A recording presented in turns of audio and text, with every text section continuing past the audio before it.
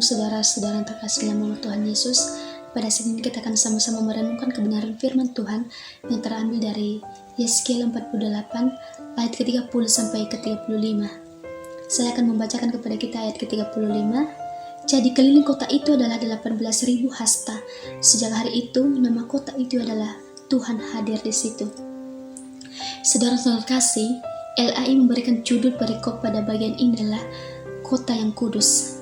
Jika kita lihat dari ayat ke-30 sampai ke-35 ini merupakan suatu ukuran-ukuran yang diberikan untuk pembangunan kota yang kudus itu.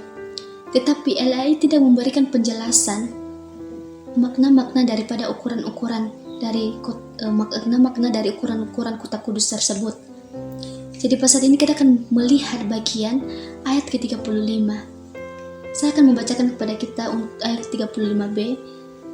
Sejak hari itu, nama kota itu ialah Tuhan hadir di situ. Firman Tuhan ini merupakan suatu firman yang disampaikan oleh Yeskiel kepada bangsa Israel pada waktu itu, di mana bangsa Israel sedang berada dalam masa pembuangan. Mereka sedang berada dalam murka Allah, di mana mereka seakan-akan tidak percaya bahwa Allah menyertai mereka. Mereka tidak percaya bahwa Allah memelihara kehidupan mereka. Mereka terus melakukan dosa dan tidak mengikuti firman Tuhan, tidak berjalan seturut dengan kehendak Allah. Bahkan mereka meragukan akan pemeliharaan Allah dalam kehidupan mereka, sehingga Allah menyampaikan firman Tuhan ini kepada Yeskiel untuk disampaikan juga kepada bangsa Israel bahwa ketika mereka akan kembali dari masa pembuangan itu, mereka akan bersama-sama dengan Allah. Saudara yang terkasih, kita percaya bahwa kota kudus yang dimaksud adalah surga. Suatu sukacita besar bagi orang percaya ketika masuk ke dalam kerajaan surga. Banyak orang percaya mengikut Tuhan dengan tujuan masuk ke dalam kerajaan surga.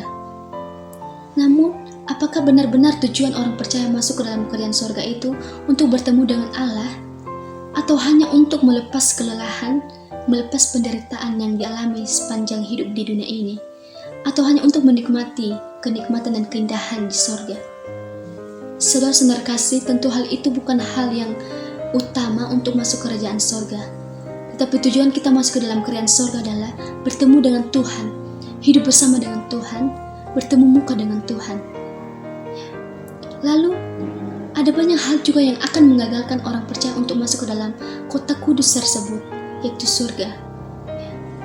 Mungkin karena kenikmatan duniawi. Mungkin ada banyak tawaran-tawaran yang membuat kita untuk meninggalkan kepercayaan kita dan keyakinan kita, sehingga kita berpaling pada Tuhan.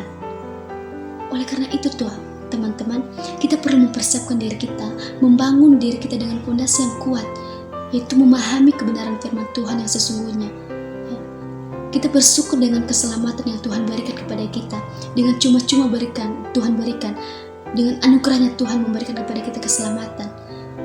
Tapi bukan berarti kita hidup sebebasnya, hidup sesuka hati kita. Tapi kita harus hidup dalam kebenaran firman Tuhan, meresponi keselamatan tersebut.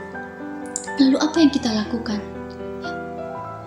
Hidup dalam kebenaran firman Tuhan, hidup seturut dengan kehendak Tuhan, melakukan apa yang Tuhan percayakan bagi kita sebagai orang percaya, meresponi panggilan yang telah Tuhan berikan bagi kita, melayani Tuhan dengan setia hingga sampai pada kesudahannya.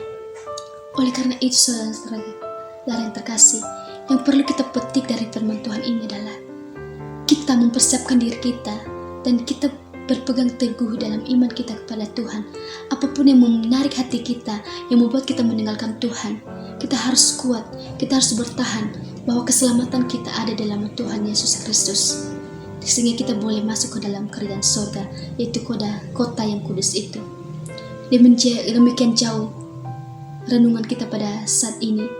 Biarlah kita boleh berpegang teguh selama Tuhan, dan kita boleh terus hidup dalam kebenaran Tuhan, sehingga kita bisa bertemu dengan Tuhan di surga dan hidup bersama-sama dengan Tuhan. Tuhan Yesus memberkati.